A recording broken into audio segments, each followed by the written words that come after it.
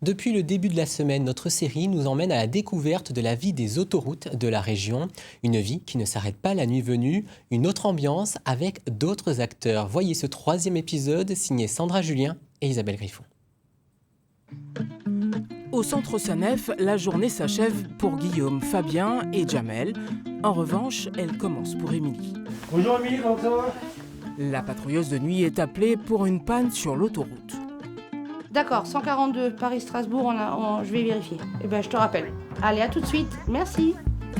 En voiture, direction le point kilométrique 142 700.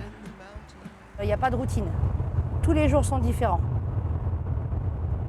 On tombe toujours sur... il y a toujours des voitures en panne, il y a toujours des objets. Ce qui fait qu'en fait, c'est total. On ne sait jamais par quoi on va commencer. Ouais, salut, c'est Émilie. C'est pour te dire que je suis derrière le véhicule en panne au 142 700. Sur place, ses premiers mots sont pour rassurer le jeune automobiliste. Ça va bien aller, t'inquiète pas. Ça m'énerve. Mais faut pas t'énerver, c'est pas grave, c'est qu'une panne. Une crevaison sur une autoroute, la nuit, ça peut déstabiliser. Ouais, on va voir avec le dépanneur. Le dépanneur, il va la prendre en charge et puis t'inquiète pas, ça va bien se passer. Émilie est devenue patrouilleuse il y a 7 ans à la faveur d'une reconversion. Avant de faire ce métier-là, j'étais chauffeur routier. Mais après, j'ai dû arrêter. Parce que quand tu as des enfants, tu ne peux plus être routier. Et je suis rentrée à la Sanef. Parce que le fait de travailler en 3-8, ça libère du temps pour la famille. Oui, salut, c'est encore Émilie.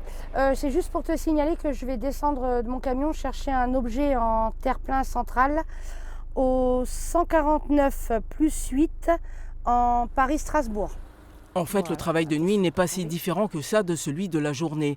La circulation est moins dense, certes, mais l'obscurité renforce l'impression de solitude et la dangerosité des interventions.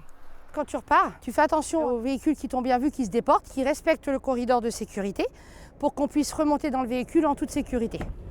Le nombre de boucles effectuées, la nature des objets ramassés, les interventions sur la chaussée, tout est noté sur ce tableau de bord.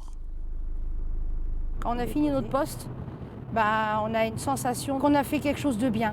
Parce que les personnes qui tombent en panne, généralement, ils se souviennent de vous. Je ne me prends pas pour un ange, mais moi, je viens en aide aux gens et c'est ça qui est agréable. Eux passent souvent inaperçus. Le dispositif de sécurité est pourtant là pour informer que des travaux sont en cours sous le pont de la sortie cathédrale sur la 344. Quand on fait les travaux de nuit, c'est pour éviter la gêne aux clients la journée. On a régulièrement des travaux de nuit sur les portions les plus circulées, donc la traversée urbaine de Reims, et sur la portion aussi, le tronc commun A4 à 26, là, entre Reims et Châlons. Ces travaux d'entretien de l'ouvrage devraient durer la nuit entière. Vers 5h15, il faudra que tes équipes commencent à replier le chantier. Puis à 5h30, dernier délai, il ne faut plus qu'il y ait personne sur place, quoi. L'équipe derrière est en train de faire une étape de sondage. Donc là, c'est la première étape pour repérer. Parce que visuellement, quand on se balade sous l'ouvrage, on peut ne pas voir des désordres, mais il peut y en avoir. Là, ça va être des travaux qui vont s'étaler sur plusieurs nuits. Parce qu'on n'a pas que les bétons à traiter. On a aussi du nettoyage, haute pression, du nettoyage de caniveaux. On a aussi des zones de pavés à traiter. Une fois par an, obligation est faite à l'exploitant de vérifier la conformité des ouvrages d'art et de procéder aux travaux nécessaires. Si ce n'est pas fait, il y a un risque que l'ouvrage ne vienne pas au bout de sa durée de vie prévue initialement. Une durée de vie d'un ouvrage, c'est 100 ans. 2h du matin, sur l'aire de Reims-Champagne-Sud, où quelques courageux ont décidé de s'offrir une pause dans leur voyage. On vient de Marrakech où on a passé un petit séjour de quelques jours. On a atterri à Beauvais. Et on rentre sur Verdun. On est de Maubeuge, là on va à Genève. Excusez-moi monsieur, vous venez d'où? De Grande-Bretagne, Et vous allez où? en Bavière. Pendant que les uns se reposent, d'autres, comme Sylvain, travaillent. On s'ennuie pas la nuit. Toute la nuit, vous avez de quoi? Toute la nuit, on reste actif, il n'y a pas de souci, quoi. Et vous faites quoi là? On fait les machines, on fait le rempotage, on fait du ménage, on n'arrête pas. On est très occupé. Travailler la nuit, Sylvain l'a choisi et cela dure depuis 1998. Ça remonte, hein?